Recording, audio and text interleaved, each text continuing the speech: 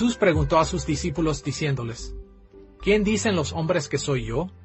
Ellos respondieron, unos, Juan el Bautista, otros, Elías, y otros, algunos de los profetas. Entonces él les dijo, ¿y vosotros? ¿Quién decís que soy? Respondiendo Pedro le dijo, tú eres el Cristo. Después de 8 capítulos de evidencia, los apóstoles finalmente afirmaron su creencia de que Jesús era el Cristo, el Mesías, el que traería el reino de Dios. Después de la afirmación de los apóstoles acerca del Mesías, la cuarta sección principal del Evangelio de Marcos tiene que ver con el sufrimiento del Mesías. Esta sección se extiende del capítulo 8, versículo 31, al capítulo 15, versículo 47. En la primera mitad del Evangelio, Marcos se había enfocado en cómo el poderoso ministerio de Jesús condujo a la gloriosa afirmación de que Él es el Cristo. Pero en este punto, Marcos empezó a enfatizar un aspecto diferente del trabajo mesiánico de Jesús, su sufrimiento y muerte en Jerusalén.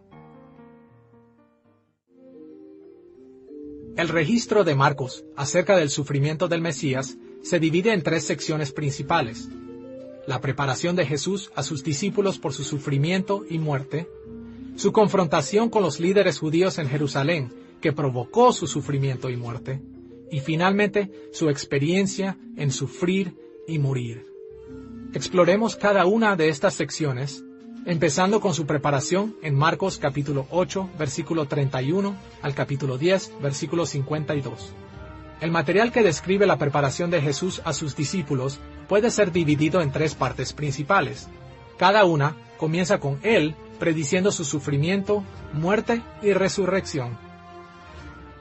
La primera sección se enfoca en Jesús como el Señor del reino, en Marcos capítulo 8, versículo 31, al capítulo 9, versículo 29.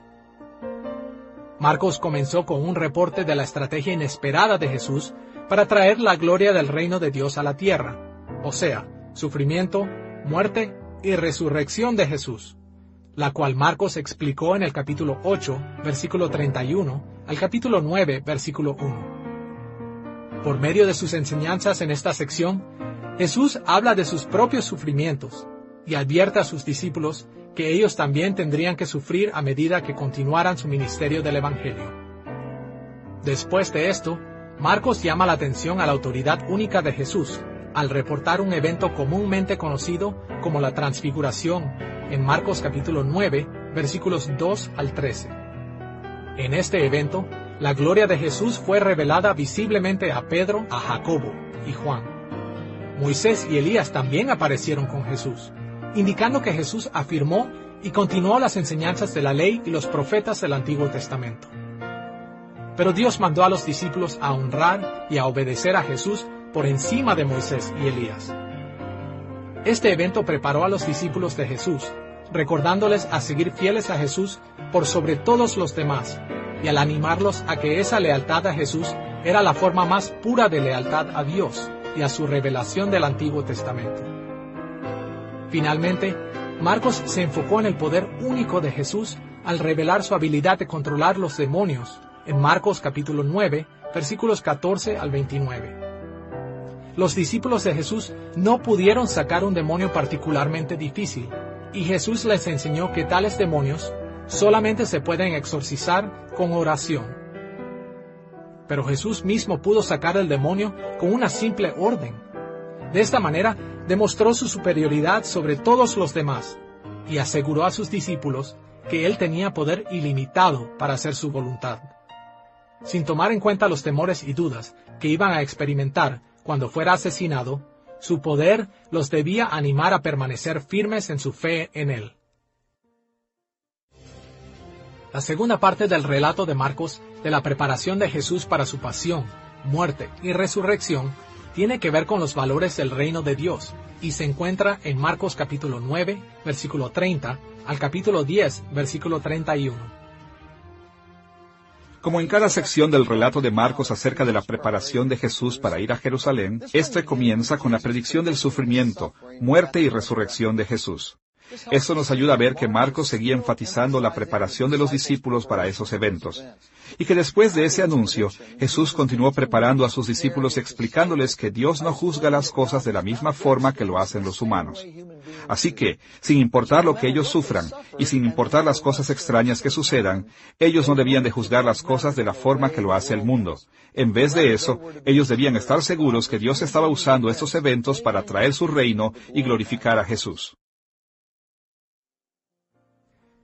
Después de la predicción de Jesús en Marcos capítulo 9, versículos 30 y 31, Marcos reporta las enseñanzas de Jesús sobre los valores del reino. En esta sección, Jesús demostró cómo las instituciones del mundo discrepan con la verdad de Dios, básicamente en 5 áreas de la vida. Primero, Jesús habló del honor en Marcos capítulo 9, versículos 32 al 42. Haciendo énfasis en que aquellos a quien más se les honra en el reino de Dios son los menos honrados en esta vida. Segundo, Jesús habló del valor en Marcos, capítulo 9, versículos 43 al 50. Específicamente, instruyó a sus seguidores a despojarse de todo lo que les impida perseguir las metas del reino de Dios, sin importar el valor que esas cosas tienen en esta vida. Tercero, Jesús habló del matrimonio en Marcos capítulo 10, versículos 1 al 12. Su punto fue que el matrimonio y el divorcio deberían ser reconocidos de acuerdo a la ley de Dios en vez de la ley de los humanos, aunque la ley de los humanos parece ser intuitivamente más justa. Cuarto, Jesús habló de nuevo acerca de los niños en Marcos capítulo 10, versículos 13 al 16. Sin importar lo que Jesús había dicho, los discípulos seguían evitando que los niños se acercaran a él. Como respuesta, Jesús les recordó que Dios ya le había dado su reino a estos niños. Así que al rechazar a los niños, los discípulos se oponían a Dios. Y quinto, Jesús habló de las riquezas en Marcos capítulo 10, versículos 17 al 31. Esta es la conocida historia del joven rico, quien se entristeció cuando Jesús le dijo que su apego al dinero le estaba evitando abrazar los valores del reino de Dios. En cada una de estas secciones de enseñanza, Jesús explicó los valores del reino de Dios para que sus discípulos estuvieran mejor preparados para aceptar su sufrida muerte y las cosas difíciles que tendrían que pasar como sus seguidores. La tercera parte del relato de Marcos, acerca de la preparación de Jesús para Jerusalén, tiene que ver con el liderazgo en el reino de Dios.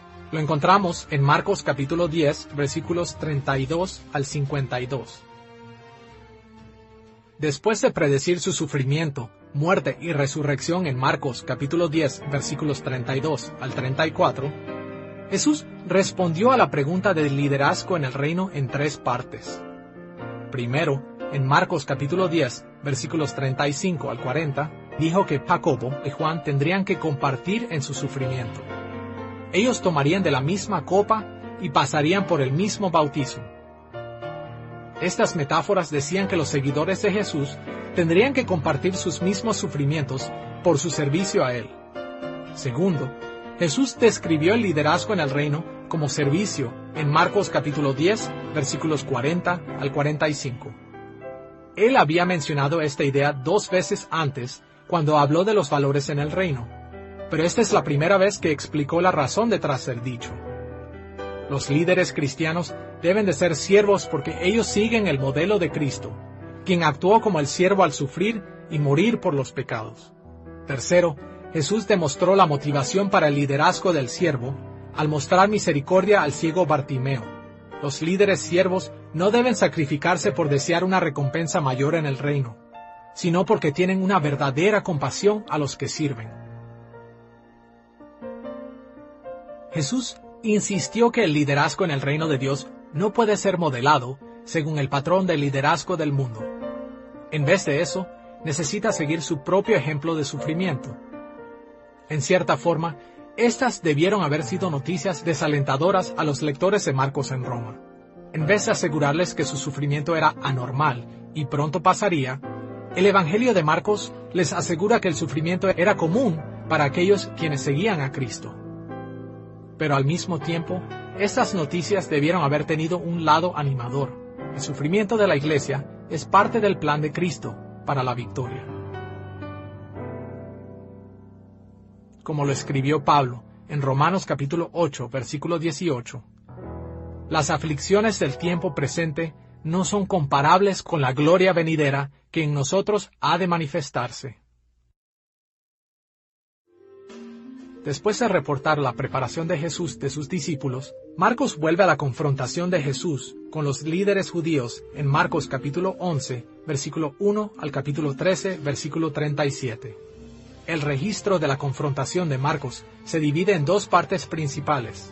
Primero, las narrativas de oposición en el capítulo 11, versículo 1 al capítulo 12, versículo 44. Y segundo, el discurso del Monte de los Olivos, en el capítulo 13, versículos 1 al 37. En toda esta sección de su evangelio, Marcos reportó cómo Jesús forzó la mano de los líderes judíos. En las partes anteriores del evangelio de Marcos, Jesús no buscó tener conflicto con los líderes judíos. Él había enfrentado oposición principalmente cuando la gente se oponía a su ministerio de misericordia. Pero en esta sección, Marcos reporta que Jesús activamente buscó la oposición para poder moverse hacia su crucifixión. Primero, la entrada triunfal de Jesús a Jerusalén en Marcos capítulo 11, versículos 1 al 11. Públicamente lo declararon el Mesías y el Rey legítimo de Israel. Después, su condenación a Israel como una higuera seca en Marcos capítulo 11, versículos 12 al 14 y 20 al 25. Y su purificación del templo en versículos 15 al 19 directamente ataca a la integridad de los líderes judíos, debilitando su autoridad e influencia sobre las personas. Jesús también discutió con los principales sacerdotes, maestros de la ley y ancianos en Marcos capítulo 11, versículos 27, al capítulo 12, versículo 12. Después de vencer y retar su autoridad, él contó la parábola de los labradores malvados que acusaba al liderazgo judío de no escuchar a Dios. En este punto, ellos estaban listos para arrestarlo, pero su temor de las multitudes los desanimó. Después de eso, Jesús discutió y refutó a los fariseos y herodianos acerca de los impuestos romanos en Marcos capítulo 12, versículos 13 al 17. Después, en Marcos capítulo 12, versículos 18 al 27, Jesús probó que los saduceos habían malentendido lo que las Escrituras enseñaban acerca de la resurrección. Y finalmente, él atacó a los maestros de la ley en Marcos capítulo 12, versículos 28 al 44. Aunque Jesús admitió que algunos de ellos conocían la ley, él insistió que todos ellos estaban controlados por la codicia y la ambición mundana. De una u otra forma, Jesús obligó la confrontación pública con cada grupo de judíos influyentes: los sacerdotes, los maestros de la ley, los fariseos, los herodianos y los saduceos. Él le dio a cada grupo una razón para odiarlo y para buscar su muerte, con el fin de provocarlos a que lo mataran. La segunda sección principal de la confrontación de Jesús con el liderazgo judío es un discurso entre Jesús y sus discípulos. Este discurso es llamado comúnmente el discurso del Monte de los Olivos, porque sucedió en el Monte de los Olivos. En términos generales, abarca Marcos capítulo 13, versículos 1 al 37. En esta sección, Jesús le advierte a sus discípulos de las dificultades que podrían enfrentar en el futuro para que no los agarren desprevenidos. Les explicó que serían arrastrados hacia los gobernantes para testificar en su contra, que serían golpeados, serían odiados, sus familias se destrozarían, sufrirían desastres naturales y gran tribulación. De hecho, Él les dijo claramente que la persecución y el sufrimiento caracterizarían a la iglesia hasta su regreso. Pero Jesús también le dio a sus discípulos grandes esperanzas al asegurarles la victoria del reino de Dios. Por ejemplo, en Marcos capítulo 13, versículos 26 y 27, les recordó la gran victoria que sería de ellos si permanecían fieles a Él cuando consumara su reino en poder y gloria. Como era de esperarse, las palabras de Jesús a sus discípulos continuaron incitando a los líderes judíos en su contra. Por ejemplo, en Marcos capítulo 13, versículos 1 y 2, Jesús enseñó a sus discípulos que el templo sería destruido. Pero como vemos en Marcos capítulo 14, versículo 58, sus palabras no fueron escuchadas correctamente, malinterpretándose, y durante su juicio, se le acusó falsamente de planear destruir el templo él mismo. Ahora que hemos visto el relato de Marcos acerca del sufrimiento del Mesías en términos de la preparación de Jesús a sus discípulos y la confrontación con el liderazgo judío en Jerusalén, estamos listos para ver la experiencia de Jesús del sufrimiento y muerte en Marcos capítulo 14, versículo 1 al capítulo 15, versículo 47. El registro de la experiencia de Jesús en su sufrimiento y muerte está lleno de eventos muy conocidos. La traición de Judas, la predicción de la negación de Pedro, el que sus discípulos no pudieron velar y orar con Jesús en Getsemaní, el arresto de Jesús, los 2 juicios y la negación de Pedro, y finalmente la crucifixión y sepultura de Jesús. Estos son capítulos oscuros y amenazantes. Están llenos de fracaso. Fracaso de los líderes judíos, fracaso de las multitudes, fracaso del sistema legal de los judíos y de los romanos, y fracaso de los discípulos. El escribir a una iglesia romana perseguida hizo que Marcos dejara claro el hecho de que los dolores de parto del cristianismo habían sido igual de severos como los de Roma. El registro de Marcos de la experiencia del sufrimiento y muerte de Jesús puede ser dividida en 2 partes, comenzando con su ungimiento para la sepultura, en Marcos capítulo 14, versículos 1 al 11. En esta sección, Marcos reportó unos detalles muy importantes. Primero, él dijo que los principales sacerdotes y maestros de la ley estaban buscando una forma de arrestar y matar a Jesús. Segundo, una mujer ungió a Jesús con un perfume muy caro, y él respondió diciendo que ella lo había ungido para su sepultura. De esta forma, Jesús indicó que él moriría en el futuro inmediato. Tercero, Judas Iscariote empezó a planear la traición de Jesús con el jefe de los sacerdotes y maestros de la ley. Podemos ver esto como el punto clave de la historia del sufrimiento de Jesús y su muerte. Su muerte ya no era una amenaza vaga, sino una realidad inminente. Seguidamente, Marcos reportó las últimas horas de Jesús con sus discípulos en Marcos capítulo 14, versículos 12 al 42. Esta parte de la narrativa de Marcos comienza con la preparación de Jesús y sus discípulos para participar en la última cena, en Marcos capítulo 14, versículos 12 al 31. Fue durante esta comida que Jesús instituyó la ordenanza cristiana de la Cena del Señor. Él también usó este tiempo para dar a sus discípulos algunos preparativos finales para ayudarles a través de su sufrimiento y muerte. Por ejemplo, él les advirtió que todos lo dejarían, y dijo que Pedro lo negaría. Después de la última cena, el grupo fue al jardín de Getsemaní, como vemos en Marcos capítulo 14, versículos 32 al 42. De acuerdo a este pasaje, Jesús estaba profundamente angustiado y con una tristeza sobrecogedora hasta el punto de morir. Él claramente estaba sufriendo en anticipación a su crucifixión. La tercera sección del reporte de Marcos de la experiencia de Jesús de su sufrimiento y muerte es el registro del arresto y juicios de Jesús en Marcos capítulo 14, versículo 43 al capítulo 15, versículo 15. Esta sección comienza con la traición de Jesús por su discípulo Judas Iscariote en Marcos capítulo 14, versículos 43 al 52.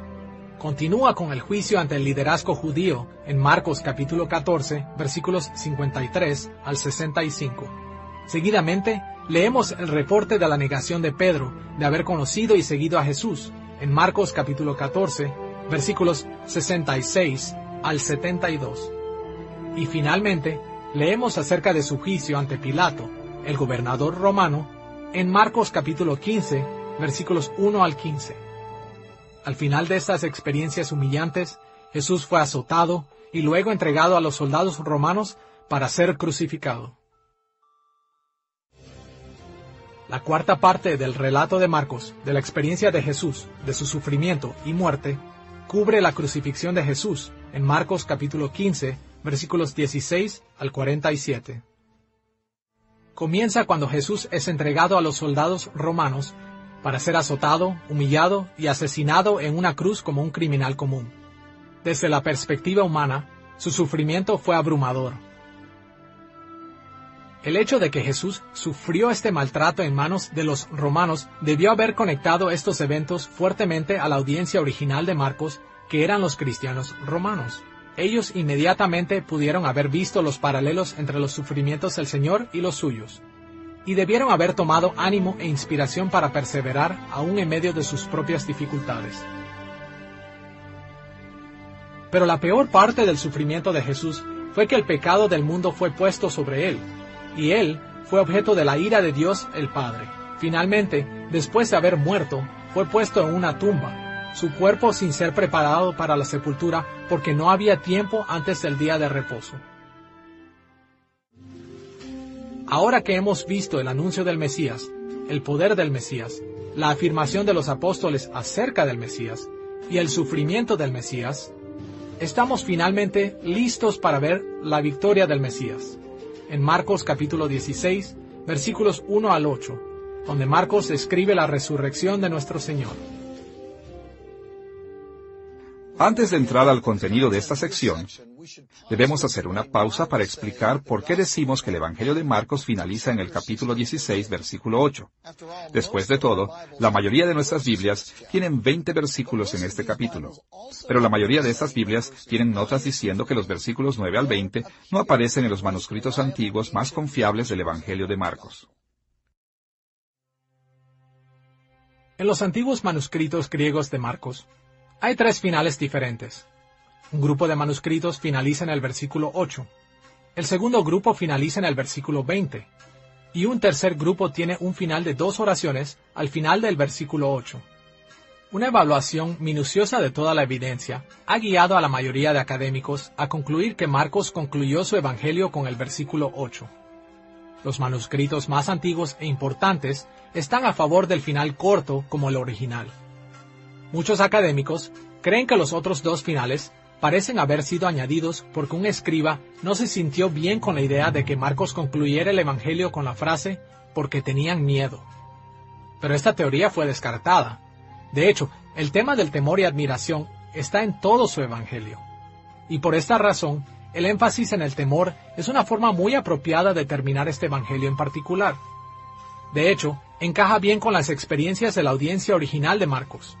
Al ellos enfrentar persecución después de la resurrección de Jesús, se sintieron consolados al saber que los primeros discípulos de Jesús también habían experimentado temor.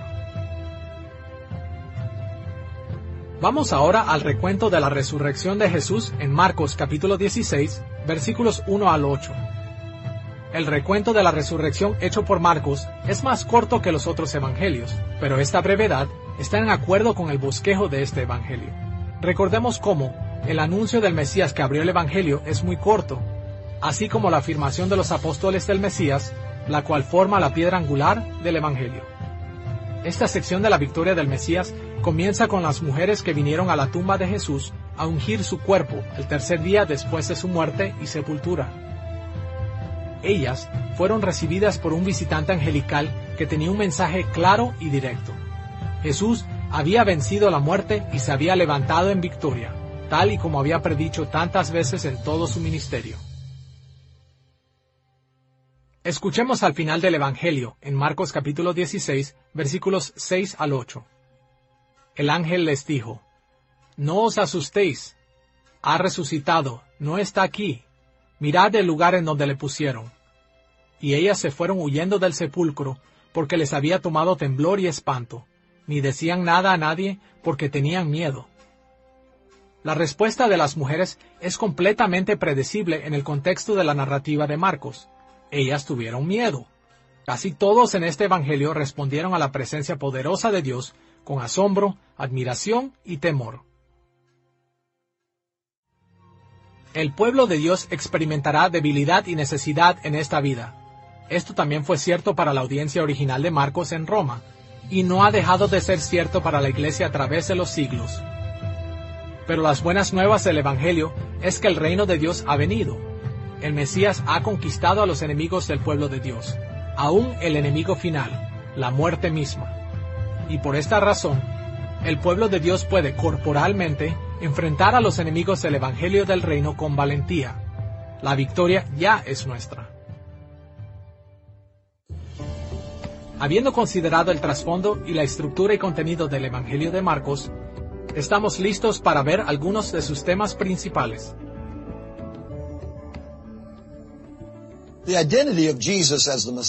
La identidad de Jesús como el Mesías o el Cristo es sin duda alguna el tema más difícil que Marcos comunicó en su Evangelio. Marcos quería asegurarse de que sus lectores supieran que Jesús vino verdaderamente a salvarlos de sus pecados. Jesús era el Rey que había conquistado a la muerte. Él era poderoso, temible, imparable y glorioso. Él era el Redentor quien había venido a rescatarlos al traer el reino de Dios a la tierra. Y a pesar del hecho que ellos ya no lo podían ver más, Él seguía en control, y había prometido regresar para terminar la salvación que había comenzado. Para nuestro propósito en esta lección, dividiremos el tema del mesianismo de Jesús en dos partes. Primero, consideremos a Jesús como el siervo mesiánico que sufre. Y segundo, veremos su identidad como el rey mesiánico conquistador. Empecemos con el rol de Jesús como el siervo mesiánico que sufre. Nuestra discusión de Jesús como el siervo mesiánico que sufre se dividirá en tres partes. Primero, mencionaremos algunas expectativas de los judíos referentes al Mesías. Segundo, brevemente resaltaremos la naturaleza del ministerio de Jesús como el siervo que sufre. Y tercero, hablaremos de la respuesta apropiada que Marcos quería que sus lectores tuvieran al aspecto mesiánico de Jesús. Primero, veamos las expectativas de los judíos para el Mesías que eran comunes en los tiempos de Jesús. Por cientos de años antes del tiempo de Cristo, la gran mayoría de israelitas vivieron afuera de la tierra prometida. Aquellos que se quedaron padecieron bajo la tiranía de reyes gentiles. Al principio fueron los babilonios, luego los medos y los persas, después los griegos y al final los romanos. Y esta larga historia de sufrimientos llevó a los teólogos judíos a enfatizar las profecías del Antiguo Testamento que Dios eventualmente enviaría un libertador mesiánico a restaurar el reino de Israel. Las esperanzas mesiánicas de los judíos tomaron diferentes formas. Por ejemplo, los celotes creían que Dios quería que Israel trajera el día del Mesías al rebelarse contra las autoridades romanas. Diferentes grupos apocalípticos creían que Dios iba a intervenir sobrenaturalmente para destruir a los enemigos y a restaurar al pueblo. Estaban también los nomistas, quienes como los fariseos creen que Dios no intervendrá hasta que Israel obedezca la ley. Así que, en la época de Jesús, hubo muchas personas que esperaban y anhelaban que viniera su Mesías. Él vino como un siervo humilde que sufre. Las esperanzas mesiánicas judías esperaban un reino inmediato terrenal y político bajo el mando del Mesías, similar al reino que David había tenido varios siglos atrás. Pero Jesús no intentó establecer este tipo de reino durante su ministerio terrenal, y esto causó que mucha gente lo rechazara como el Mesías. Curiosamente, la idea del Mesías como un siervo que sufre no era nueva. El profeta Isaías del Antiguo Testamento había indicado el rol de Mesías, especialmente en Isaías capítulo 53, el cual el Nuevo Testamento frecuentemente lo aplica a Jesús. Se puede decir que si Jesús no hubiera sufrido y servido, entonces no hubiera llenado los requisitos del Antiguo Testamento como Mesías. Por lo tanto, lejos de descalificarlo como el Cristo, el servicio de sufrimiento de Jesús es una prueba de que Él es el Cristo. Pero solo unas cuantas personas discernieron este tema del Antiguo Testamento durante la vida de Jesús. La mayoría estaban tan comprometidos a las especulaciones judías contemporáneas referentes al Mesías que no lo reconocieron cuando vino. Con estas expectativas de los judíos en mente, vayamos al ministerio de Jesús como siervo que sufre. Jesús fue un Mesías sorprendente porque conquistó al morir. A principios del Evangelio, Marcos reportó los conflictos que eventualmente le llevaron a su crucifixión, y la segunda mitad del Evangelio está dominada primero por el tema del inminente sufrimiento y muerte de Jesús, y después por la consumación de su sufrimiento y muerte. Y paralelamente, al énfasis del sufrimiento de Jesús, hay que hacer hincapié en su servicio. Él sanó y ministró a muchas personas. Dio su vida en rescate para redimir a los pecadores. Obedeció siempre la voluntad de Dios para poder beneficiar al pueblo de Dios. Un lugar donde Marcos fuertemente unió estos temas de sufrimiento y servicio es en Marcos capítulo 10, versículos 35 al 45. En este pasaje, Jacobo y Juan le piden a Jesús posiciones de honor en el reino de Jesús. Y los otros 10 discípulos se enojaron con esta aspiración por la gloria. Pero Jesús reprendió a los 12 y los invitó a una vida de servicio y ofreció su propia vida como modelo. Escuchemos la explicación de Jesús para esta clase de liderazgo en Marcos capítulo 10, versículo 45. Porque el Hijo del Hombre no vino para ser servido, sino para servir, y para dar su vida en rescate por muchos. Jesús aclaró que el liderazgo era una forma de servicio a Dios y a los que son guiados. El liderazgo no es una oportunidad para gloriarse. Al contrario, con frecuencia se traduce en sufrimiento para los líderes. De hecho, Jesús sabía que su misión de servir a otros eventualmente lo llevaría a la muerte. Pero esta fue una misión que él aceptó, y ordenó a sus discípulos a aceptarla también. Con las expectativas mesiánicas judías y el ministerio de Jesús en mente, consideremos las respuestas que Marcos quería que sus lectores tuvieran sobre el aspecto de la identidad de Jesús como el Cristo. Jesús enseñó que sus seguidores sufrirían, que enfrentarían resistencia en la sociedad, que tendrán conflictos familiares, que serán tentados y maltratados por fuerzas demoníacas, serán perseguidos y algunos incluso asesinados. Sin embargo, les pidió lealtad y perseverancia. Escuchemos cómo Jesús resumió esta idea en Marcos capítulo 12, versículo 30. Y amarás al Señor tu Dios con todo tu corazón, y con toda tu alma, y con toda tu mente, y con todas tus fuerzas. Aquí, Jesús se refirió a Deuteronomio capítulo 6, versículo 5, para hacer énfasis en la totalidad de las demandas de Dios en las vidas de su pueblo. Debemos estar totalmente dedicados a Dios en cada aspecto de nuestro ser y nuestras vidas. Seguir a Jesús involucra sacrificio y sufrimiento, pero Él sigue pidiendo que nos dediquemos completamente a Él, y que estemos dispuestos a vivir de formas que el mundo rechaza por el bien del reino. Como un ejemplo, consideremos la historia del joven rico en Marcos capítulo 10, versículos 17 al 31. Él se acercó a Jesús preguntándole qué tenía que hacer para heredar la vida eterna. Y Jesús le dijo que vendiera todas sus posesiones y se las diera a los pobres. Pero las demandas de Jesús eran mayores de las que el joven rico podía llevar, así que se retiró triste. Jesús le dijo a sus discípulos que esto no los debería sorprender, porque era más fácil que un camello pasara por el ojo de una aguja que para un rico entrar al reino de Dios. Continuó diciendo que sus seguidores deberían de estar dispuestos a dejar a su familia, casas y posesiones. Deberían estar dispuestos a ser perseguidos.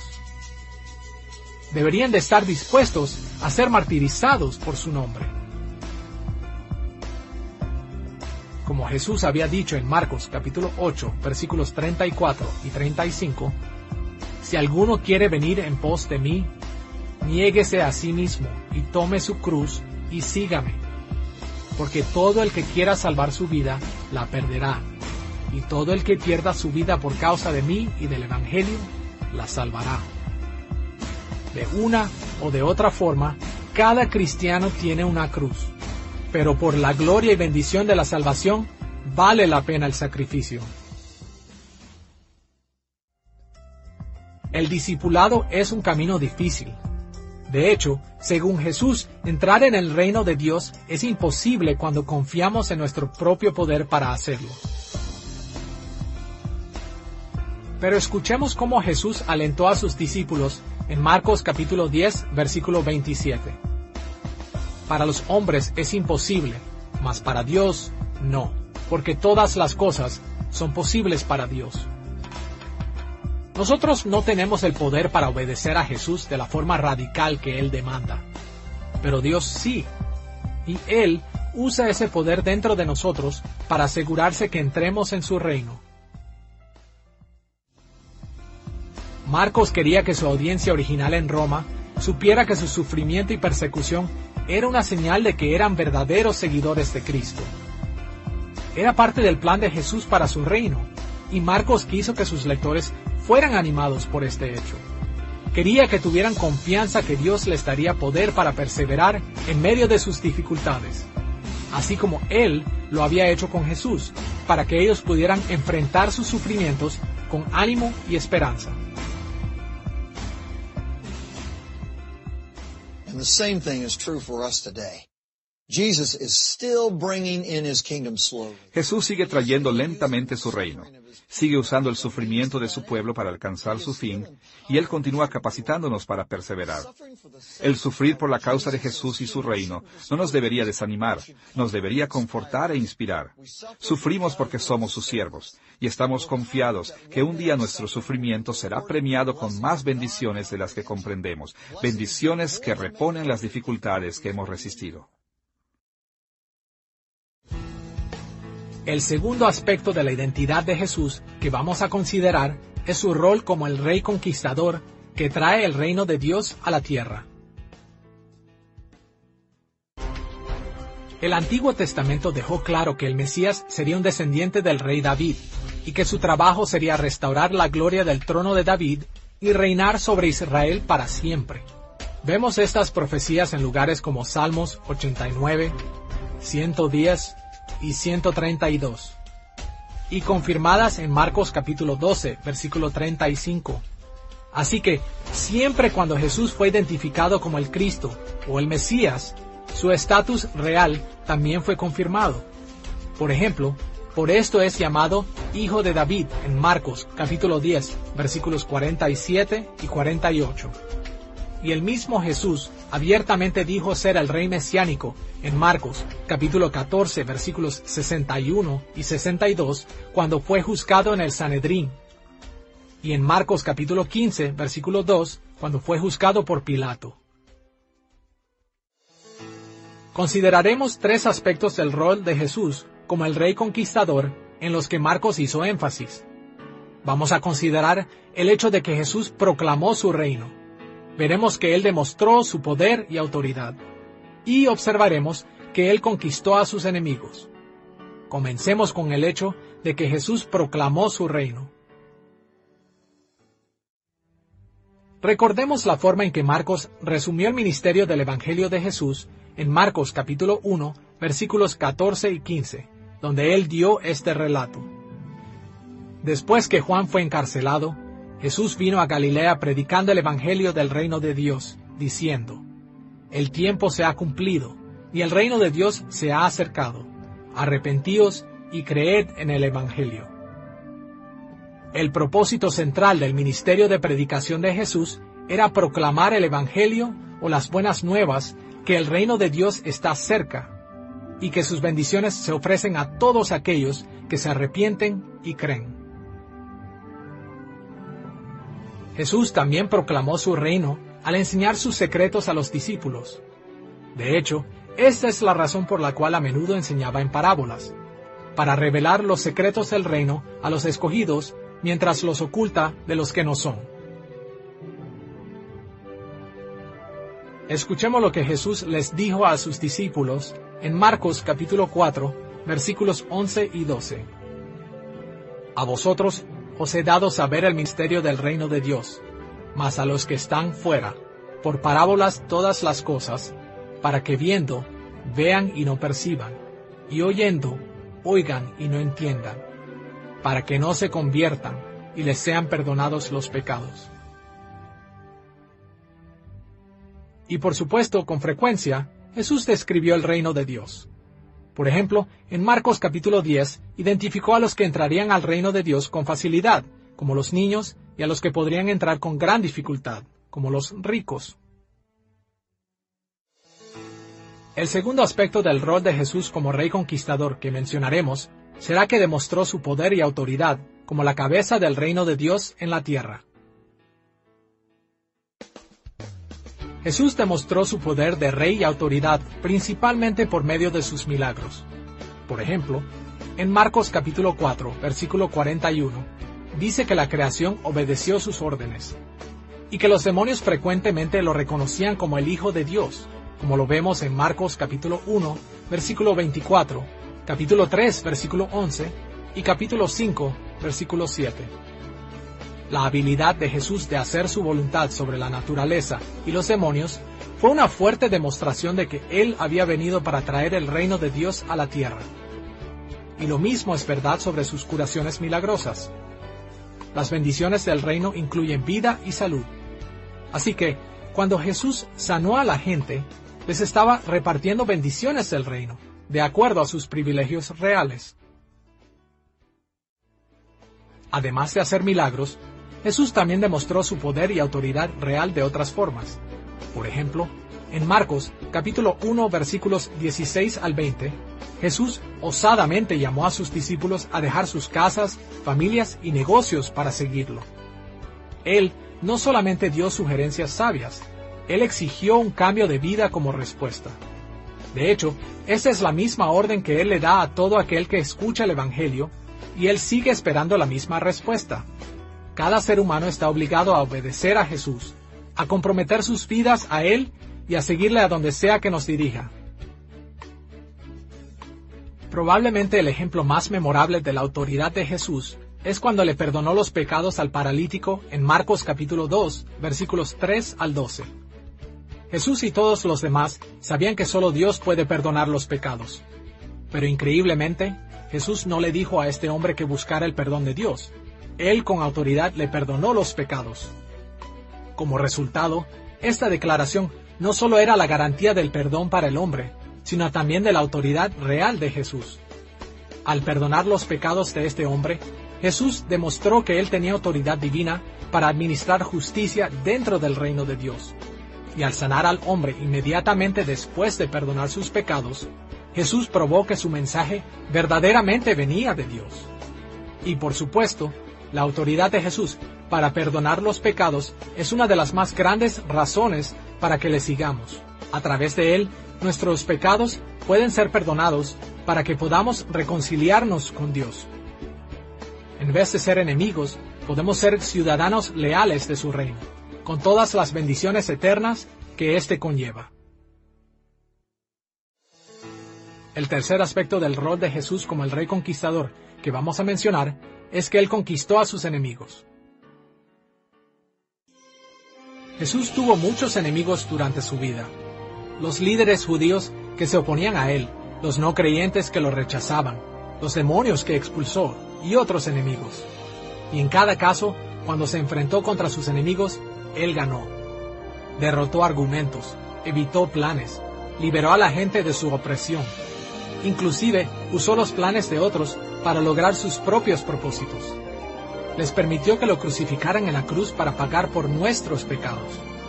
Todas estas victorias probaron que Jesús realmente era el Mesías, el rey davídico que había venido a traer el reino de Dios a la tierra.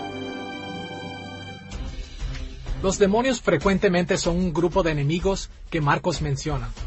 De hecho, Marcos pone más énfasis en el poder de Jesús sobre las fuerzas demoníacas y satánicas que cualquier otro escritor de los evangelios.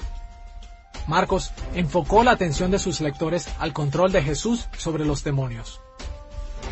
Para Marcos, este conflicto entre Jesús y los demonios era la evidencia de que Jesús había traído el reino de Dios. La presencia del reino no implicaba una vida pacífica sin problemas. Por el contrario, implicaba que el reino de Jesús había venido a pelear en contra y a derrotar eventualmente todos los poderes demoníacos del reino del mal. Para los cristianos de Roma, esto significó que sus sufrimientos eran parte de una guerra espiritual más grande, y aunque podían ser oprimidos y perseguidos por un tiempo, ellos continuaban en el lado ganador, y un día tendrían la victoria completa. Y esto mismo ocurre para nosotros hoy. Pero tan sorprendente como fue el poder de Jesús sobre los demonios, su victoria más grande fue sobre la muerte misma, a lo que Pablo lo llamó postrer enemigo, en 1 Corintios, capítulo 15, versículo 26. Como hemos visto, antes de que Jesús muriera, Él explicó repetidamente a sus discípulos que su muerte era el camino a su victoria. La muerte era un enemigo, pero Jesús conquistaría y usaría este enemigo para sus propios propósitos. Como un ejemplo, escuchemos cómo Jesús tranquilizó a sus discípulos durante la última cena en Marcos capítulo 14, versículos 24 y 25. Esto es mi sangre del nuevo pacto, que por muchos es derramada. De cierto os digo que no beberé más del fruto de la vid, hasta aquel día en que lo beba nuevo en el reino de Dios. Como un tierno pastor, Jesús prometió que lejos de ser un motivo de desaliento, su muerte sería la victoria del pacto de Dios sobre el pecado y sus consecuencias. Jesús también prometió que esta no era la última cena que compartiría con sus discípulos. Después de todas las terribles cosas que estaban a punto de pasar, su arresto, juicios, sufrimiento y muerte, Él participaría otra vez con ellos cuando su reino fuera consumado en toda su gloria. Desde los lectores originales de Marcos en el mundo antiguo hasta la Iglesia a través de los siglos, las celebraciones de la última cena del Señor nos recuerdan que la victoria de Cristo eventualmente vencerá todos nuestros sufrimientos. Un día seremos recompensados celebrando una cena de victoria con Jesús mismo. En su crucifixión, muerte y sepultura, Jesús permitió que la muerte tuviera poder sobre él por un tiempo, para podernos redimir del pecado. Pero él no se quedó sometido a ese poder. En su resurrección, conquistó hasta la muerte, probando más allá de toda duda que él es el Cristo, el Rey mesiánico que Dios ha enviado para restaurar su reino en la tierra. Pero si Jesús vino para ser el Rey, ¿significa que fracasó? Esta pregunta debe de haber perturbado a la perseguida audiencia de Marcos, al igual que ha preocupado a muchos cristianos de todos los tiempos. Después de todo, no vemos a Jesús reinando en la tierra actualmente. No parece que llevó a cabo todo lo que el Rey mesiánico debería haber logrado. Jesús no era el tipo de Mesías que la mayoría de las personas esperaban en el primer siglo, y no es el tipo de Mesías que la mayoría de las personas quieren el día de hoy.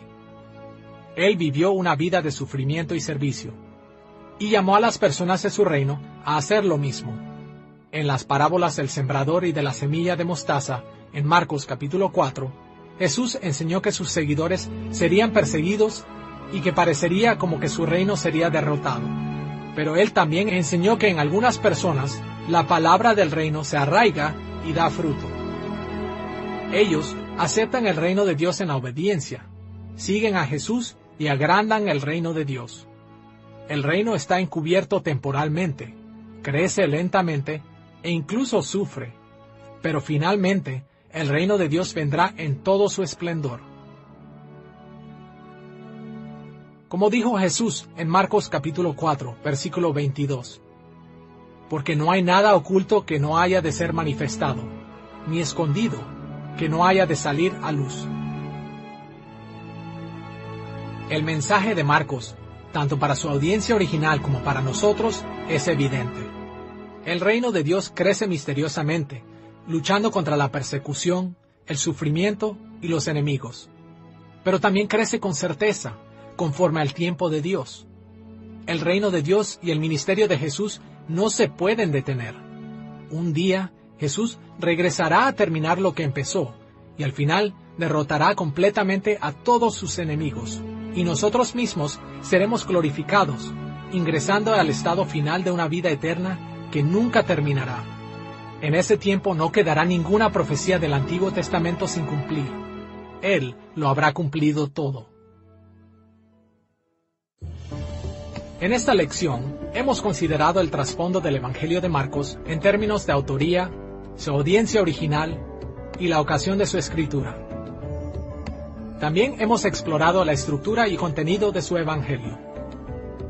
Y nos hemos enfocado en dos de sus temas principales: la identidad de Jesús como el siervo que sufre y el rey conquistador. Si leemos este Evangelio con estas ideas en mente, descubrimos que entendemos a Marcos con más detalle y que haremos mejores aplicaciones a nuestras propias vidas en el mundo moderno.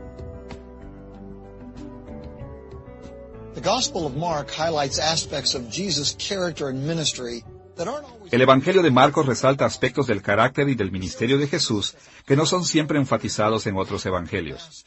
Nos muestra a Jesús como un activo y poderoso maestro de sus alrededores, pero también nos muestra que aún en su poder, Jesús voluntariamente tomó el papel de un siervo que sufre. Y Marcos nos llama a una variedad de respuestas de ejemplo a nuestro Señor.